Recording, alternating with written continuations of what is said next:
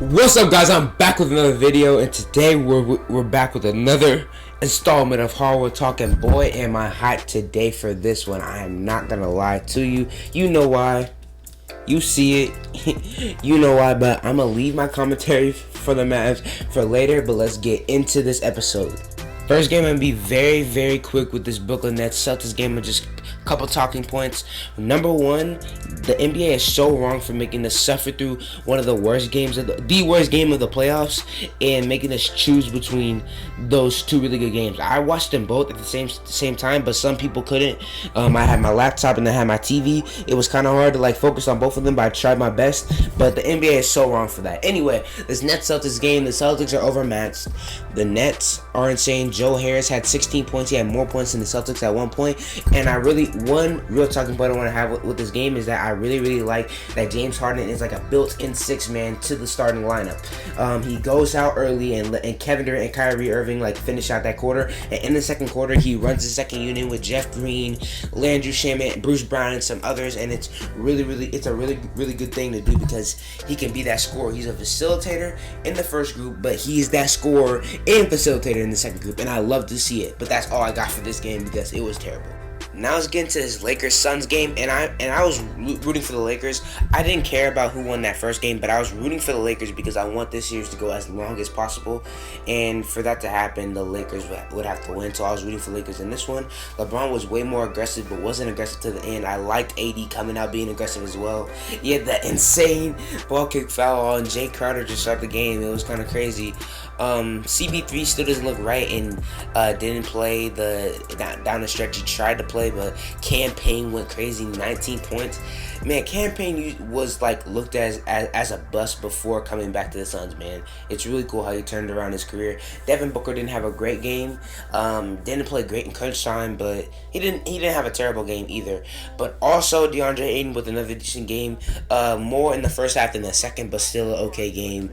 And I feel like the Suns are going to come out in LA and lose another one, to be honest. I think the Lakers have the momentum now, especially with even less Chris Paul, him being hurt. I feel like the Lakers really have the momentum right now, and it really sucks because the Suns had a really good thing going with Chris Paul, healthy Chris Paul, DeAndre Ayton. Now DeAndre Ayton really has to be that for real second option, and I don't know how it's gonna go. Even though he's played decent and really good in the first game and decent in the second game. I want to talk about LeBron and AD and just how I'm still not sure if they're going to be the finals team for the West because they're barely beating the Phoenix Suns without Chris Paul in crunch time. I don't know how I feel about that. The Suns are dynamic, insane with Chris Paul. They're really, really good without him, but they're top tier with Chris Paul. So I'm not sure how I feel about them being super, super duper close without a healthy Chris Paul and them really having to fight for these wins. If there's no Chris Paul, I was expecting these to be 10, 15 point games, and they had that 15 point game and they gave it up. So that kind of sucks. I'm loving the Marcus Gasol minutes. I'm so glad they finally put him in. He's just a great passer. He had a couple rim protection moments and hit the open threes that he had. So that's all we asked for from Marcus Gasol. We just needed some minutes, and he got some in crunch time. So we love to see that. And Andre Drummond did good in his minutes as well, being great on the glass and getting his first playoff win. Shout out to Andre Drummond, man. Shout out to Andre Drummond. He had literally, I tweeted, I said I can't compliment Andre Drummond when he does something bad. He does something good, because he does something bad the second after. Literally got a putback, right? And on the other side, I think he just let up a wide open dunk, and I was about to say, yes sir, Andre Drummond's starting to have a good game. He just does something stupid, so it really sucks, and he's an enigma when it comes to this game of basketball, because he's a skilled player, but you just don't want him in crunch time, and that has something to do with how the game is going and just how Andre Drummond is. I feel like the Lakers will win the series, but LeBron has to be more aggressive for more amounts of time to go farther, because he wasn't doing it the whole entire game. He may have done it in the last 3 minutes and a little bit in the first quarter, but I know LeBron loves the probe, but you gotta stop probing, just a little bit less probing, in my opinion. He does too much of that, and I feel like he just has to go more. And also Dennis Schroeder. Dennis Schroeder was super duper big to keep the momentum on the Lakers side. He was getting, man, I love how he just like stops, and his stop and go is insane, bro. His quickness and his ability to hezzy and like he's like walking and then he like turns and goes. It's really, really, really impressive, and I love to see that from Dennis Schroeder. He can really be that really good third option for him, and he played like that today. Now let's get into this Mavericks Clippers game. This is the game I spent my most attention watching because I love the Mavericks and that's my favorite team. And it's just funny because the Clippers want to lose to the Thunder, lose to the Rockets, tank to play us, and I felt like that was a disrespect. That was disrespectful to us, and the Mavs are showing them right now, man. We beat them on their home court twice. Tim Hardaway Jr. insane the whole entire game. Although you do have to hit your free throws, my boy. Same with Luka. Jalen Brunson insane in the second and third quarter. Didn't do much in the fourth quarter. Didn't get that much time. Maxi Kleber in the first quarter went 5 for 5. Insane, bruh. Kristaps didn't play great, but when he got his opportunity, he hit that deep three. He had a couple decent moments, and a couple decent moments at the rim protection, on the rim protection side of things, but also a lot of bad moments on defense. We just played really, really good on the offensive end as a whole, but both sides on defense was just bad. It was just bad on defense. It was a bad defensive game, but it was super duper exciting. And besides Kawhi and maybe not Paul George. Besides Kawhi, nobody can really stop Luka on that team, and even Kawhi really can't stop Luka. And I have no idea why they kept switching Patrick Beverley and Ivica Zubac onto him, and it just wasn't working. And they were putting Nicholas Batum to start on him. I don't know why they were doing that. That was easy. All of it was easy except for Kawhi. Kawhi makes him work, but Kawhi does not want to guard Luka for the whole game because that's gonna tire him out too much. He does not want to do that whatsoever. And it's that's tough. You gonna have to do it, Brody. Pick one, my guy. That's super duper tough. I'm sorry, I'm so excited, man, because like when Luka came in, I wasn't expecting this. Nobody was, but I was expecting a lot of success. And in this year, I was expecting another really, really close first round exit, to be honest with you. And I'm super duper confident that we can win this series. Like, I'm really, really am. I'm going to Game 3 on Friday.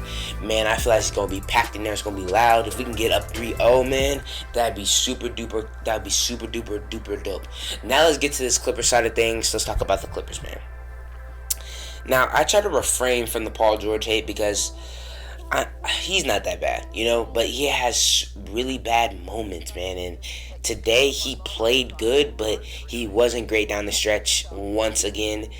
And I don't want to be a hater, but he keeps doing it over and over and over again. He's one of the most skilled players in the league, but he keeps disappointing over and over and over again. He had a great game, but in those last 4 or 5 minutes, he was okay. I mean, he wasn't anything crazy. Kawhi was good down the stretch because Kawhi is like that. Kawhi shows up all the time. That's what you can count on Kawhi for. And Kawhi killed us today. 45 points, I think. He was going insane. The mid-ranges were insane. He was just bodying some of our players. Just bullied Maxi Kleber one time. It was bad, but we ended up getting a dub.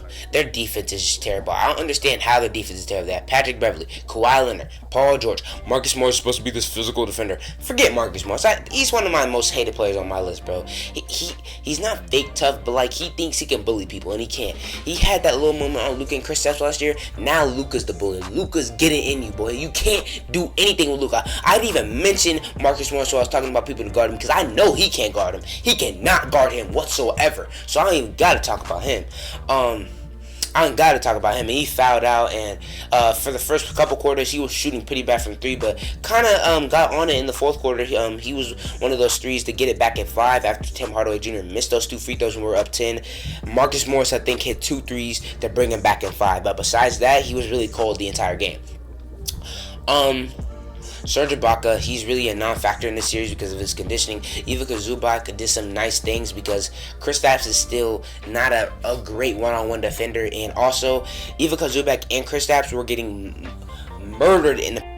Anyway, let's talk about, like I was saying before, talking about the pick and roll with Zubac and Kristaps. They were just getting obliterated, in my opinion, bro.